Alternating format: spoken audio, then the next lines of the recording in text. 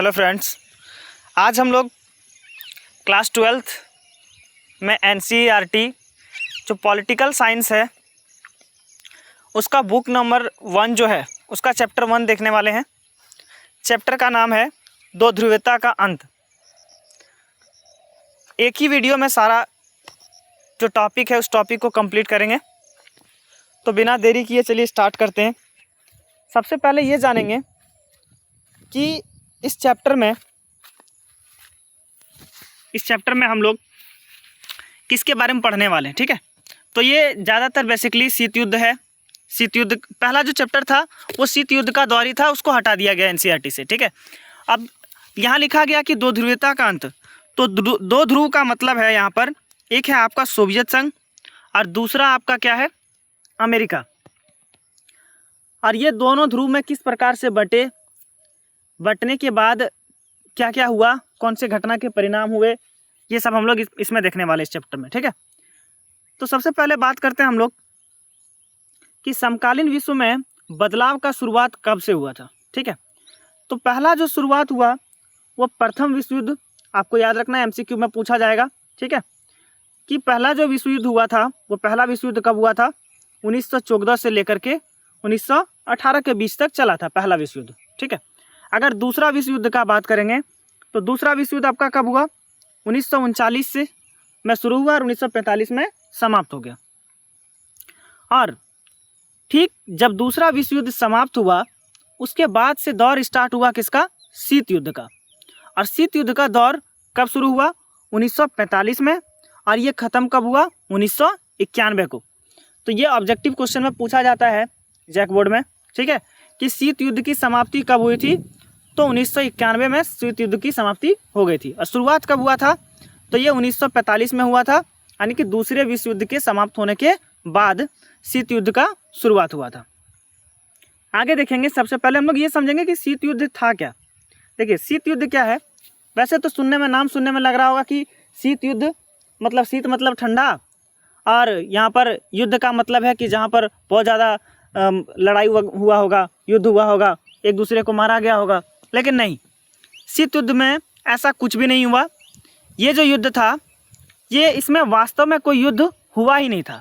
युद्ध की तैयारी हुई थी, युद्ध का जितना भी रणनीति है सब रणनीति को अपनाया गया था, लेकिन वास्तव में इसमें किसी प्रकार का कोई युद्ध नहीं हुआ था।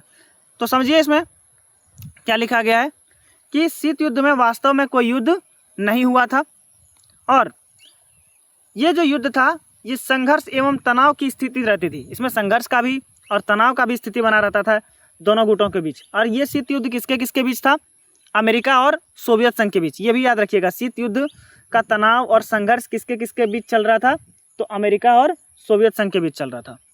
युद्ध का भय बना रहता था, वास्तव में कोई रक्त रंजित युद्ध नहीं हुआ था, यहाँ पर किसी प्रकार का जो है रक्त नहीं निकला था। और ये समझिएगा द्वितीय विश्व युद्ध के बाद से सोवियत संघ के विघटन तक चला था। ये कब से कब तक चला था, तो ये दूसरे विश्व युद्ध के बाद शुरू हुआ, और जब तक सोवियत संघ की समाप्ति नहीं हुई, विघटन नहीं हुआ, तब तक ये युद्ध चलता रहा। तो शीत युद्ध समझ गए होंगे आप लोग। अगला टॉपिक देखते हैं कि दो ध्रुव, हम अभी बताएं कि दो ध्रुव में से दो ध्रुव कौन कौन से ध्रुव हैं, समझिएगा। तो द्वितीय विश्व युद्ध के बाद विश्व को दो गुटों में बांटा गया। एक है पूर्वी खेमे, एक है क्या आपका पूर्वी खेमे, जिसको हम लोग USSR कहते हैं, USSR। इसी को हम लोग सोवियत संघ भी कहते हैं। क्या कहते हैं, सोवियत संघ। और दूसरा है पश्चिमी खेमे, खेमा लिखा हुआ है तो कोई दिक्कत नहीं है, जिसको हम लोग USA बोलते हैं, USA अमेरिका बोलते हैं इसको। ठीक है, अब इसमें दोनों की विचारधाराएं जो थी अलग अलग थी, और यही विचारधारा का ही लड़ाई था ज़्यादातर इसमें। ठीक है, विचारधारा का मतलब क्या है, समझिए जितने भी व्यक्ति होंगे सबका विचारधारा एक जैसा होगा ये ज़रूरी नहीं है, सबका सोच अलग अलग होता है, सबका मानना अलग अलग होता है। उसी तरह सोवियत संघ का विचारधारा अलग था और अमेरिका का विचारधारा क्या था, अलग था। सोवियत संघ के लोगों का कहना था कि ये लोग साम्यवादी विचारधारा पर, ऑब्जेक्टिव क्वेश्चन भी पूछा जाता है याद रखिएगा, कि सोवियत संघ के लोग किस विचारधारा पर आधारित थे, तो ये लोग साम्यवादी विचारधारा को अपना कर रखे थे। जबकि जो अमेरिका था वो पूंजीवादी विचारधारा को मानता था। साम्यवादी देशों में अगर बात करेंगे संगठन का, तो इन्होंने एक संगठन बनाया था जिसका नाम रखा था वारसा संधि। क्या नाम रखा था, वार्सा संधि। तो अमेरिका में अभी एक संगठन बनाया था और उस संगठन का क्या नाम रखा, नाटो। यहाँ पर नियोजित किया जाता था अर्थव्यवस्था को, ठीक है, सोवियत संघ में। जबकि जो अमेरिका है वो शुरुआत से ही बाजार अर्थव्यवस्था को मान्यता देता रहा है, ठीक है। ये लोग बिजनेस करके ही, ठीक है, ज़्यादा से ज़्यादा सामान को बना करके ही क्या कर रहे हैं, अपने आप को तरक्की करा रहे हैं। अब अगर इसका बात करेंगे कि ये दोनों गुटों के बीच जो विभाजन का प्रतीक बना था, वो प्रतीक क्या था समझिए। तो इसके बीच जो प्रतीक है वो है बर्लिन की दीवार। बर्लिन की दीवार, बर्लिन की दीवार के बारे में भी चैप्टर फर्स्ट में लिखा हुआ था।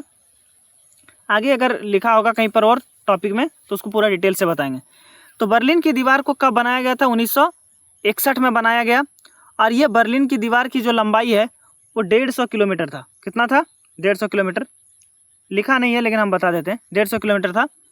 और ये जो दीवार है ये दोनों गुटों को अलग करता था, सोवियत संघ को और अमेरिका को। दोनों गुटों को क्या करता था, बर्लिन की दीवार अलग करता था। बाद में इस दीवार को गिरा दिया गया। वहाँ के जो स्थायी मजदूर थे उन मजदूरों को एक स्थान से, मतलब एक खेमे से दूसरे खेमे में काम करने जाना पड़ता था, जो बहुत ज़्यादा कठिनाई से भरा था। तो वहाँ के मजदूरों ने ही क्या किया, इस दीवार को, बर्लिन की दीवार को तोड़ दिया, ठीक। आगे समझिए, सोवियत संघ के बारे में पढ़ेंगे। तो सोवियत संघ जो है, संघ मतलब इसमें बहुत सारे देश थे जो इसमें जुड़े हुए थे। तो 1917 में जब रूस का क्रांति हुआ उसके बाद ये अस्तित्व में आया और 15 गणराज्य से मिलकर, 15 गणराज्यों को मिला करके एक संघ बनाया गया जिसका नाम क्या रखा गया, सोवियत संघ। और ये जो 15 ऑब्जेक्टिव क्वेश्चन पूछेगा, सोवियत संघ कितने गणराज्यों से मिलकर बना है, तो 15 गणराज्यों से मिलकर बना है। और ये 15 गणराज्यों के नाम यहाँ पर लिखे हुए हैं, आप इसको लिख लीजिएगा और याद कीजिएगा, ठीक है। कभी क्या करेगा कि 4 ऑप्शन दे देगा एमसीक्यू में, बोलेगा कि बताइए इनमें से कौन सोवियत संघ के भाग नहीं है, ठीक है। इसलिए आपको याद रखना होगा इसको। अब यदि अगर बात करेंगे सोवियत संघ के बारे में पढ़ रहे हैं तो सबसे पहले सोवियत संघ का ही हम लोग देख लेते हैं कि सोवियत संघ की विशेषताएं क्या क्या थी, ठीक है। सोवियत संघ जब बना तो इसकी विशेषताएं क्या क्या थी, यहाँ से एक क्वेश्चन जरूर आपका एग्जाम में आएगा, इंपॉर्टेंट है। सोवियत संघ की विशेषता पूछ देगा, या सोवियत संघ का विघटन का कारण बताइए, सोवियत संघ में कमी क्या था ये बताइए, ठीक है। तो इन सभी क्वेश्चंस में से कोई एक क्वेश्चन आपको पूछा जाएगा, ठीक है। तो समझते हैं चलिए कि सोवियत संघ में अगर विशेषता का बात करेंगे तो यहाँ इसकी विशेषता निम्नलिखित थी, क्योंकि 15 गणराज्य देश इसमें मिले हुए थे तो इसका विशेषता भी बहुत ज़्यादा था। विशेषता क्या था समझिए, यहाँ पर खनिज का संसाधन था, उपलब्ध था। खनिज, जितना भी खनिज पाया जाता है सारा खनिज था, लोहा भी था, तेल भी था और भी इत्यादि बहुत सारे सामान जो खनिज के रूप में है, वो सारे खनिज सोवियत संघ के पास उपलब्ध थे। दूसरा अगर बात करेंगे तो संचार व्यवस्था, यानी कि जैसे रेडियो, कोई खबर को बताना हो एक जगह से दूसरे जगह अगर कोई खबर बताना हो तो इसके लिए भी एक बहुत अच्छा साधन था किसके पास, सोवियत संघ के पास। मतलब जो अगर मान लो किसी नियम कानून को लगाना है, 15 देशों तक पहुंचाना है, 15 गणराज्यों तक पहुंचाना है, तो उसके लिए वहाँ पर संचार व्यवस्था बहुत ही ज़्यादा अच्छी थी। आराम से क्या करता था, अपने बातों को दूसरे जगह पहुँचा सकता था। तीसरा अगर विशेषता का बात करेंगे, एक जगह से दूसरे जगह जाने के लिए, यहाँ एक जगह से दूसरे जगह जाने के लिए अच्छी अच्छी गाड़ियाँ भी थी, किसी प्रकार का कोई दिक्कत नहीं था, एक स्थान से दूसरे स्थान तक आराम से आप क्या कर सकते थे, जा सकते थे। चौथा अगर विशेषता का बात करेंगे तो सोवियत संघ अपना सामान जो है वो खुद बनाता था, ये किसी दूसरे पर आधारित नहीं था। 15 देश इसमें मिले थे, 15 देशों में कोई भी सामान हो, ये सारा सामान का उत्पादन खुद करता था। जैसे छोटा से छोटा पिन से लेकर के बड़े से बड़े गाड़ियों तक का निर्माण सोवियत संघ खुद ब खुद करता था, किसी दूसरे पर यह निर्भर नहीं रहता था। पांचवा अगर विशेषता का बात करेंगे तो जो सोवियत संघ है, अमेरिका से अच्छी चीज़ों को कभी ये बना नहीं पाता था, ये भी बात याद रखना है आपको। ये सामान तो बनाता था लेकिन अमेरिका से बेहतर सामान ये कभी भी नहीं बना पाता था। तो 5 नंबर भी हो गया। छठा नंबर देखते हैं कि सोवियत संघ ने अपने जनता के लिए रोटी, कपड़ा, मकान यह सब उपलब्ध करा रखा था। किसी चीज़ की कोई कमी नहीं थी, वहाँ पर सारी व्यवस्थाएं थी, रोटी, कपड़ा, मकान, अस्पताल की सुविधा, बच्चों की का जो शिक्षा है उन या फिर उसका देखभाल है, उसके सभी चीज़ों के लिए कम पैसों पर उपलब्ध थी। अस्पताल का सुविधा हो चाहे स्कूली शिक्षा का व्यवस्था हो, सब कम पैसे में उपलब्ध थी, ठीक है, सोवियत संघ में। और सोवियत संघ में बेरोजगारी भी नहीं था, किसी प्रकार का बेरोजगारी नहीं था, सबके पास काम था, सब अपना कमा रहे थे। परंतु यहाँ पर जो शासन है, शासन किस प्रकार का था? सरकार का शासन था। यहाँ पर शासन किसका था? सरकार का शासन था। और जमीन और कोई चीज़ पर सरकार ने, कई चीज़ों पर, ठीक है, यहाँ कोई नहीं, कई होगा, जमीन था और कई चीज़ों पर सरकार का नियंत्रण था, वहाँ व्यक्तियों का नियंत्रण नहीं था। तो ये थी इसकी विशेषताएं, सोवियत संघ की विशेषता। अब विशेषता के बाद जानते हैं कि जहाँ पर कुछ ना कुछ गुण होता है तो उसमें कुछ ना कुछ दोष भी होता है। तो सोवियत संघ में कुछ कमियां भी थी, वो कमियां क्या थी हम लोग देखते हैं। तो चलिए देखेंगे हम लोग कि सोवियत संघ में कौन कौन सी कमियां थी। तो पहले अगर बात करेंगे तो सरकारी लोगों का शिकंजा जो है कसता चला जा रहा था, ठीक है। ये सब वर्ड कुछ यहाँ मिस्टेक है, वर्ड हम जो बोल रहे हैं उसको लिखते जाइएगा, ठीक है। सरकारी लोगों का शिकंजा कसता चला गया, मतलब वहाँ सरकारी लोगों का शासन चल रहा था, ठीक है। और ये जो सरकारी लोग थे, ये लोग अपनी मनमानी कर रहे थे, जनता के प्रति ये लोग जवाबदेह नहीं थे। मतलब जनता को जवाब देना, जैसे अभी के शासन में है, ठीक है। मोदी कभी भी मीडिया के सामने आकर के जवाब नहीं देते हैं कि इनका ये कारण है, ये कारण है, ठीक उसी प्रकार वहाँ भी था सोवियत संघ में। सरकार जो थी वो जनता को किसी प्रकार का कोई जवाब नहीं देती थी। यह प्रणाली सत्तावादी हो गई, यहाँ जनता का कोई सुनने वाला नहीं था। सोवियत संघ में जनता के प्रति कोई सुनने वाला कुछ भी नहीं था। लोगों का जीवन जो है वो बहुत ज़्यादा कठिन हो गया, ठीक। सरकारें अपनी मनमानी करने लगी, जो शासन व्यवस्था में जो लोग थे वो लोग अपना मनमानी करने लगे। सोवियत संघ में अपनी बात को बोलने की आज़ादी नहीं रही। अगर आपको किसी चीज़, कोई भी आवाज़ उठाना है, किसी के प्रति कोई गलत हो रहा है, तो वो बोलने का भी आज़ादी नहीं था सोवियत संघ में। उसके बाद सोवियत संघ में अगर बात करेंगे हम लोग, तो ज़्यादातर संस्थाओं में सुधार का ज़रूरत था, क्योंकि ये लोग बहुत ज़्यादा भ्रष्टाचार कर रहे थे, बहुत ज़्यादा ये लोग अन्याय कर रहे थे। तो इन सभी संस्थाओं में सुधार करने की आवश्यकता थी। अगला है कि एक दल का शासन था, एक ही दल वहाँ पर शासन करते थे। और क्वेश्चन पूछा जाएगा कि वहाँ पर कौन से दल का, कौन से पार्टी का शासन था, तो याद रखिएगा वहाँ पर कम्युनिस्ट पार्टी का शासन था। किसका शासन था? कम्युनिस्ट पार्टी का। जनता के, और ये जो पार्टी थी जनता के बारे में ज़्यादा नहीं सोचती थी। कम्युनिस्ट पार्टी ज़्यादातर जनता के बारे में नहीं सोचती थी। सोवियत संघ 15 देशों से मिलकर बना था। अब जानते हैं कि अभी हम बताएं शुरुआत में कि सोवियत संघ कितने देशों से मिलकर बना था? 15 देश।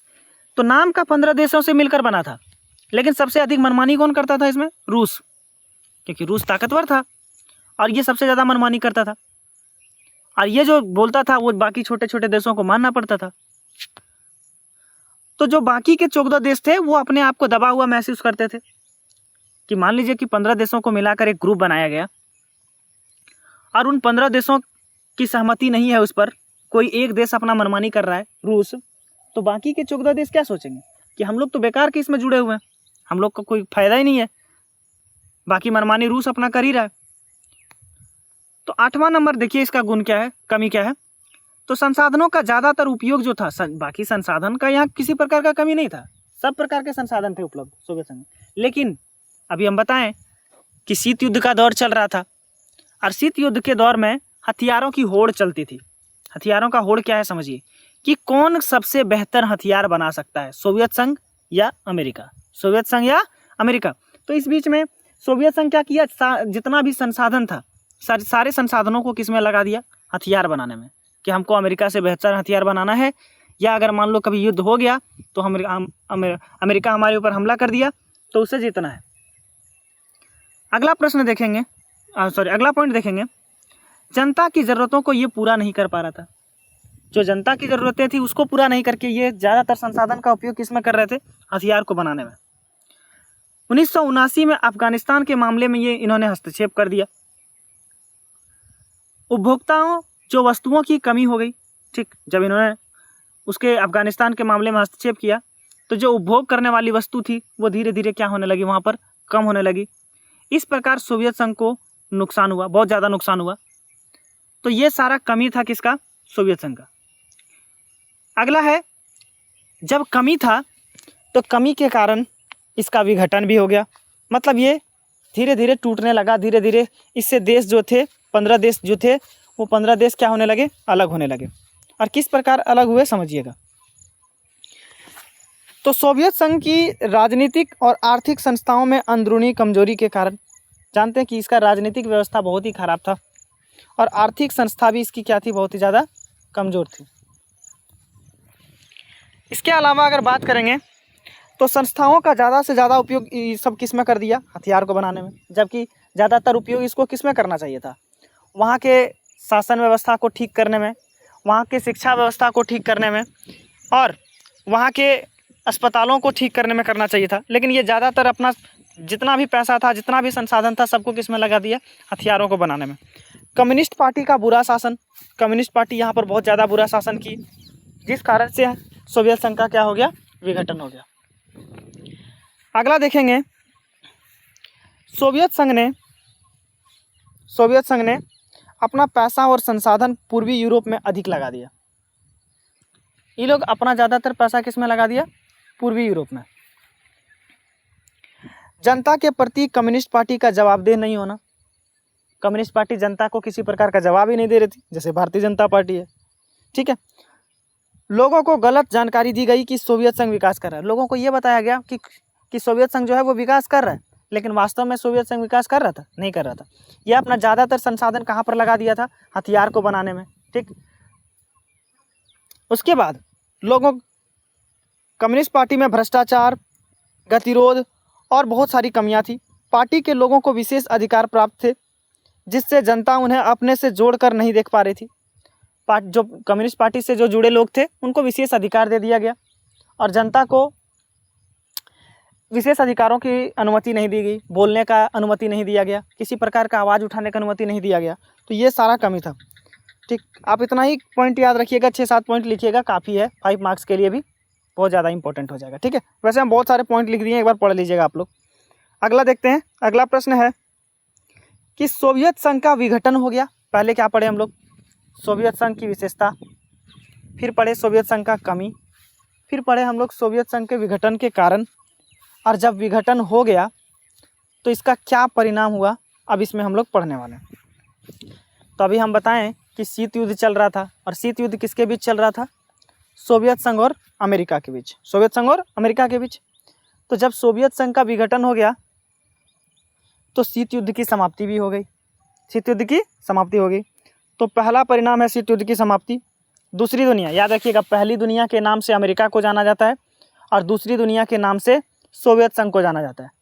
तो दूसरी दुनिया खत्म हो गई, समाप्त हो गई, यानी सोवियत संघ का जो भाग था वो समाप्त हो गया। हथियारों की होड़ रुक गई। हम बताएं हथियारों का होड़ क्या था, बता दिए कि अमेरिका और सोवियत संघ के बीच हथियारों का होड़ चलता था कि कौन बेहतर हथियार बना सकता है। विचारधाराओं की लड़ाई खत्म हो गई। विचारधारा क्या था ये भी हम बताएं।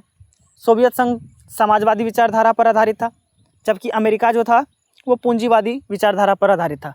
तो ये विचार, जब सोवियत संघ समाप्त हो गया तो इसका विचारधारा भी क्या हो गया, समाप्त हो गया, और अमेरिका एकमात्र महाशक्ति बच गया, सोवियत संघ टूट गया। विश्व बैंक और अंतर्राष्ट्रीय मुद्रा कोष जैसी संस्था ताकतवर देशों की सलाहकार बन गई। ये जो विश्व बैंक है और अंतर्राष्ट्रीय मुद्रा कोष, ये ताकतवर देशों से सलाह लेने लगे, जैसे अमेरिका से। नए नए देशों का जन्म हुआ। नए देशों का जन्म कैसे हुआ समझिए, क्योंकि सोवियत संघ में 15 देश थे। जब सोवियत संघ का विघटन हो गया तो ये 15 देश अलग अलग देश बन गए, ठीक है, और ये अलग अलग देशों के नाम से जाना जाने लगा। उसके बाद शॉक थेरेपी को अपनाया गया। शॉक थेरेपी क्या है, ये बहुत अच्छा टॉपिक है, इससे भी क्वेश्चंस बहुत बार आ चुके हैं 2 मार्क्स में, ठीक है, 2 या 3 मार्क्स में जैक बोर्ड में, इंपॉर्टेंट है, याद रखना है आपको, ठीक है। अभी हम बताएंगे शॉक थेरेपी, इसके बाद क्वेश्चन वही है। उदारवादी लोकतंत्र को बढ़ावा दे दिया गया। तो चलिए देखते हैं, ये सारा पॉइंट आपको याद रखना। सबसे ज़्यादा इंपॉर्टेंट ये भी इस चैप्टर में पूछा जाता है कि शॉक थेरेपी से आप क्या समझते हैं। शॉक थेरेपी क्या था समझिएगा। जो शॉक थेरेपी है, शॉक थेरेपी जो है एक उपचार का एक माध्यम है, उपचार का ही एक क्या है, माध्यम माना गया इसको। मतलब आघात पहुंचाकर, किसी को चोट पहुंचा दिए और बाद में उसका उपचार कर दिए, ठीक है। आघात पहुंचाकर किसी को चोट भी लगा दी, एक्सीडेंट भी करा दिए किसी का, और बाद में उसका इलाज भी करा दिए। तो ऐसा ही कुछ है शॉक थेरेपी, ठीक है। समझिएगा शॉक थेरेपी क्या है। इसमें समाज, जो साम्यवादी है, साम्यवाद से पूंजीवाद की ओर संक्रमण का एक विशेष मॉडल है। मतलब समाजवादी से पूंजीवादी की तरफ बढ़ने का एक सबसे अच्छा मॉडल है, जिसको नाम दिया गया क्या? Shock therapy. क्या नाम दिया गया? Shock therapy. और ये शॉक थेरेपी में क्या हुआ समझिएगा। सोवियत संघ के विघटन के बाद जो पूर्वी सोवियत संघ के बड़े बड़े देशों को समाजवाद व्यवस्था, इन्होंने क्या किया? अपना समाजवाद व्यवस्था को छोड़ दिया और पूंजीवादी अर्थव्यवस्था को अपनाने का सोचने लगा। जैसे अमेरिका पूंजीवाद को अपनाकर अपने आप को आर्थिक स्थिति में मजबूत कर रहा था, ऐसा ही हम भी करेंगे। अब समझे सीधा सिंपल भाषा में, आपको नहीं समझ में आया होगा, हम समझाते हैं। समझना है कि जब सोवियत संघ का विघटन हो गया, सोवियत संघ के लोग किसको मानते थे? साम्यवाद को, समाजवाद को,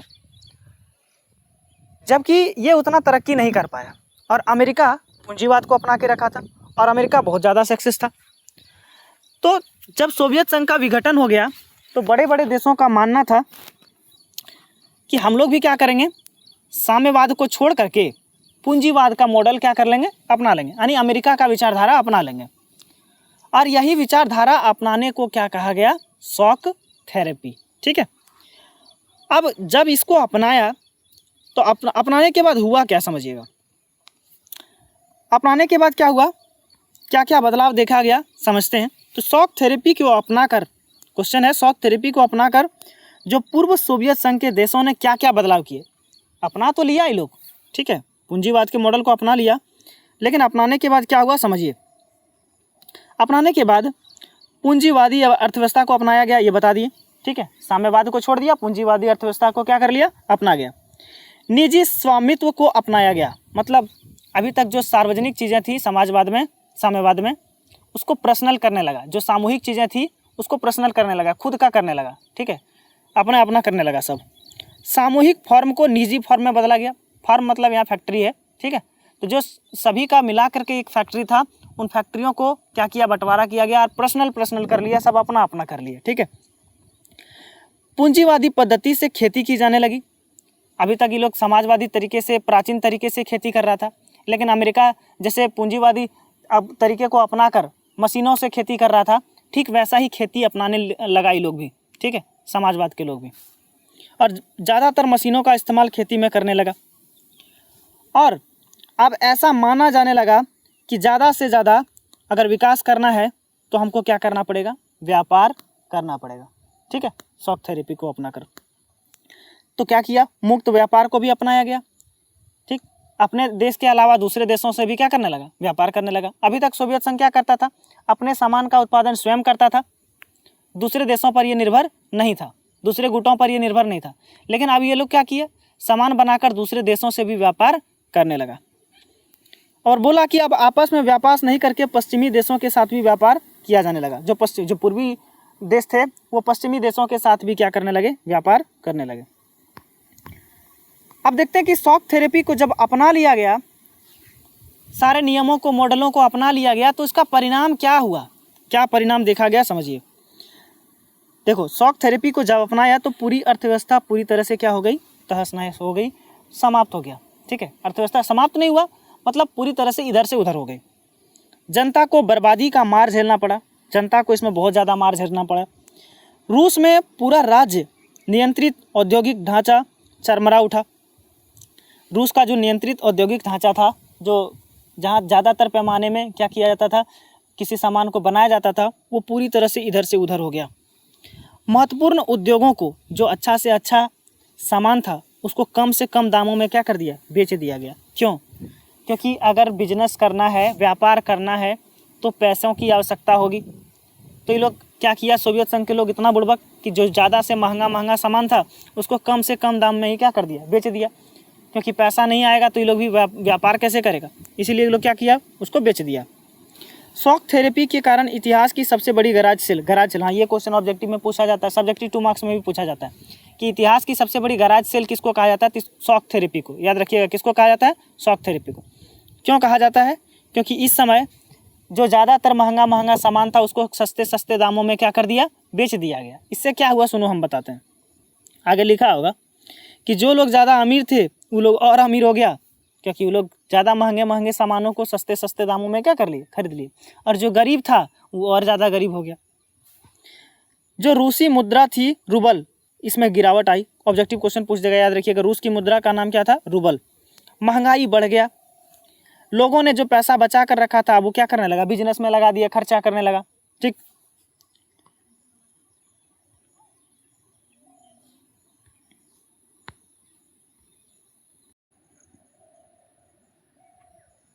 देखिए अगला प्रश्न, भारत जैसे देशों के लिए सोवियत संघ के विघटन के प्रमुख परिणाम क्या थे। ठीक है, आपको याद रखना है कि इसका प्रमुख परिणाम क्या था। अगर सोवियत संघ का विघटन हो गया तो भारत पर इसका क्या परिणाम देखने को मिला। देखिए, जब सोवियत संघ का विघटन ने शीत युद्ध के और दो महाशक्तियों के बीच वैचारिक विवादों को क्या कर दिया, समाप्त कर दिया। जो विचारों का विवाद था सोवियत संघ और अमेरिका के बीच, उस विवाद को क्या कर दिया, समाप्त कर दिया। जो सैनिक गठबंधन समाप्त हो गए और विश्व शांति सुरक्षा की मांग उठने लगी। विश्व में शांति सुरक्षा का मांग क्या होने लगा, उठने लगा। इसके अलावा जो बहुध्रुवीय प्रणाली थी अस्तित्व में आ गई, जहाँ कोई एक शक्ति प्रभुत्व नहीं जमा सकती। कोई भी एक जो प्रभुत्व है, कोई एक देश जो है अपना अधिकार सब पे नहीं जमा सकता है, ऐसा मांग उठने लगा। लेकिन उसके बीच जब सोवियत संघ का विघटन हो गया तो अमेरिका ही एकमात्र महाशक्ति बन गया और पूंजीवादी अर्थव्यवस्था अंतर्राष्ट्रीय स्तर पर क्या होने लगी, प्रभावी होने लगी। मतलब सभी देशों में, ठीक है, दुनिया भर के देशों में सभी लोग पूंजीवादी अर्थव्यवस्था का वाहवाही करने लगा। अमेरिका ही एकमात्र महाशक्ति बच गया क्योंकि सोवियत संघ क्या हो गया था, विघटित हो गया था। उदार लोकतंत्र की अवधारणा राजनीतिक जीवन को व्यवस्थित करने के तरीके के रूप में उभरने लगी। जो राजनीतिक जीवन का व्यवस्थित करने का तरीका है वो धीरे धीरे क्या होने लगा, उभरने लगा। सोवियत संघ के विघटन से कई नए देश स्वतंत्र आकांक्षाओं के साथ उभरने लगे, अपना अपना विकास करने लगा, अपने तरीके से शासन व्यवस्था चलाने लगा। तो ये परिणाम कुछ देखने को मिला। अगला प्रश्न देखते हैं, गोर्बाचेव। हाँ, इससे क्वेश्चन आते हैं इंपॉर्टेंट, इसको याद रखिएगा। मिखाइल गोर्बाचेव, इन्होंने जब देखा कि सोवियत संघ में बहुत सारी गड़बड़ी है, बहुत सारी कमियां हैं, तो उनको थोड़ा बहुत इन्होंने सुधार करने की कोशिश की थी। ठीक है, कम्युनिस्ट पार्टी के महासचिव के रूप में ये चुने गए थे बाद में। तो क्या था समझिएगा, मिखाइल गोर्बाचेव जो थे 1985 में इन्होंने कम्युनिस्ट पार्टी के महासचिव के रूप के बाद में इन्हें चुना गया और ये सोवियत संघ के राष्ट्रपति बने जो निम्न कारणों से सोवियत व्यवस्था में सुधार चाहते थे। क्वेश्चन पूछा जाता है कि सोवियत संघ के अंतिम राष्ट्रपति कौन थे, तो मिखाइल गोर्बाचेव ऑब्जेक्टिव क्वेश्चन में पूछा जाएगा। ये सबसे लास्ट वहाँ के राष्ट्रपति थे और इसके बाद सोवियत संघ क्या हो गया, विघटित हो गया, समाप्त हो गया। तो इन्होंने कुछ सुधार करने की कोशिश की। क्या सुधार करने का कोशिश किया समझिए। सोवियत संघ में सूचना एवं तकनीकी विस्तार के लिए इन्होंने क्या किया, काम किया। सोवियत अर्थव्यवस्था को अधिक प्रगतिशील बनाने के लिए किया। उसके अलावा प्रशासनिक व्यवस्था को जवाबदेह बनाना। हम बताएं कि सोवियत संघ में सरकार जनता को जवाब देना उचित नहीं समझता था, तो इन्होंने क्या बताया कि जवाब देना उचित होगा, ये से अच्छा होगा। सोवियत व्यवस्था को अत्यधिक लोकतांत्रिक बनाया और पश्चिमी देशों के साथ रिश्तों को भी क्या किया, सामान्य बनाया। ठीक है, हाँ, ये क्वेश्चन देखिए, हम बताएं अभी इतिहास की सबसे बड़ी गराज सेल क्या थी। हम बताएं कि इतिहास का सबसे बड़ा गराज सेल किसको कहा जाता है, शॉक थेरेपी को। किसको, शॉक थेरेपी को। और क्यों कहा जाता है, क्योंकि इसमें जो उच्च कीमत की वस्तुएं थी, ज़्यादा कीमत की वस्तु को कम कीमत में क्या कर दिया गया, बेच दिया गया, सेल कर दिया गया, इसीलिए इसको इतिहास की सबसे बड़ी गराज सेल कहा जाता है। अगला प्रश्न है, साम्यवादी सोवियत अर्थव्यवस्था और पूंजीवादी अमेरिकी अर्थव्यवस्था में 4 अंतर बताना है। दोनों का अर्थव्यवस्था अलग अलग था। ये लोग सोवियत संघ जो थे वो साम्यवादी थे और अमेरिका जो था वो क्या था, पूंजीवादी था। तो सोवियत संघ में क्या था, राज्य द्वारा पूर्ण रूपेण से नियंत्रित। इसमें जो है राज्य पूर्ण रूप से क्या कर रहा था, सभी को नियंत्रित करके रखा था। और इसमें क्या था, राज्य का बहुत कम हस्तक्षेप होता था, लोगों पर उतना मतलब नहीं रखता था, सबको अपना बिजनेस करने का फ्रीडम दे रखा था। योजनाबद्ध अर्थव्यवस्था, ये लोग योजना बनाता था अर्थव्यवस्था के लिए कि कैसे अर्थव्यवस्था को बढ़ाना है, क्या करना है। जबकि अमेरिका जो था, ये लोग स्वतंत्र था, आर्थिक प्रतियोगिता पर आधारित था। ये लोग आर्थिक प्रतियोगिता करता था कि कौन ज़्यादा डेवलप कर सकता है, कौन ज़्यादा आर्थिक विकास कर सकता है। जबकि सोवियत संघ लोग ये छूट दे करके नहीं रखा था सभी लोगों को। यहाँ व्यक्तिगत पूंजी का अस्तित्व नहीं था, जबकि यहाँ व्यक्तिगत पूंजी का महत्व था। ठीक, समाजवादी आदेशों से प्रेरित था ये लोग, जबकि ये लोग क्या था, पूंजीवादी के सिद्धांत पर आधारित था। उत्पादन के साधनों पर राज्य का अधिकार था, जबकि उत्पादन के साधनों पर यहाँ पर किसका था, बाजार का नियंत्रण था। द्वितीय विश्व युद्ध के बाद पश्चात सोवियत संघ के विश्व शक्ति बनने के किन्हीं 6 कारणों को स्पष्ट करना। ये क्वेश्चन भी इंपॉर्टेंट है। जब दूसरा विश्व युद्ध समाप्त हो गया तो सोवियत संघ का विश्व शक्ति बनने का क्या कारण था, सोवियत संघ कैसे 15 देश कैसे उसमें जुड़े, क्या कारण था, तो 6 का कोई पॉइंट लिखना है। देखिए, तो पूर्वी यूरोप एवं सोवियत संघ की अर्थव्यवस्था को सामूहिक रूप से द्वितीय विश्व का नाम दिया गया। जो पूर्वी यूरोप था उसकी अर्थव्यवस्था को सामूहिक रूप से मिला करके द्वितीय विश्व का नाम दे दिया गया, जो इसकी शक्ति का परिचायक है, जो जिसमें सारे शक्तियाँ सोवियत संघ का मिला हुआ था। उसके बाद वार्सा पैक्ट था, सैनिक संगठन का नियंत्रण सोवियत संघ के पास था। देखिएगा, वार्सा पैक्ट जो है वो सोवियत संघ के पास था, और नाटो का जो संगठन है वो किसके पास था, अमेरिका के पास था। ये चैप्टर 1 में था, चैप्टर 1 को हटा दिया है, नहीं हटाना चाहिए था, क्योंकि उससे बहुत सारे टॉपिक्स जो हैं चैप्टर 2 में मिलते जुलते हैं। ठीक है, सोवियत अर्थव्यवस्था विश्व के विकसित अर्थव्यवस्थाओं को काफ़ी आगे थी। सोवियत संघ की जो अर्थव्यवस्था थी विश्व के विकसित अर्थव्यवस्थाओं में काफ़ी आगे था। तो इन सारे पॉइंट्स को आप एक बार पढ़ लीजिएगा और बताइए कि ये चैप्टर आपको समझ में आया कि नहीं आया। इसका MCQ क्वेश्चन भी करेंगे। और अगर यदि आप चैनल पर नए हैं तो चैनल को सब्सक्राइब कर दीजिएगा, और यदि आपको ये नोट्स PDF चाहिए तो हमको मैसेज कीजिएगा मेरे नंबर पर। यह है नंबर, ये 0 है, मैसेज कीजिएगा, ये नोट्स आपको PDF प्रोवाइड कर दिया जाएगा। और बहुत जल्द चैप्टर 2 को भी पूरा एक ही वीडियो में कंप्लीट कराएंगे। ठीक है।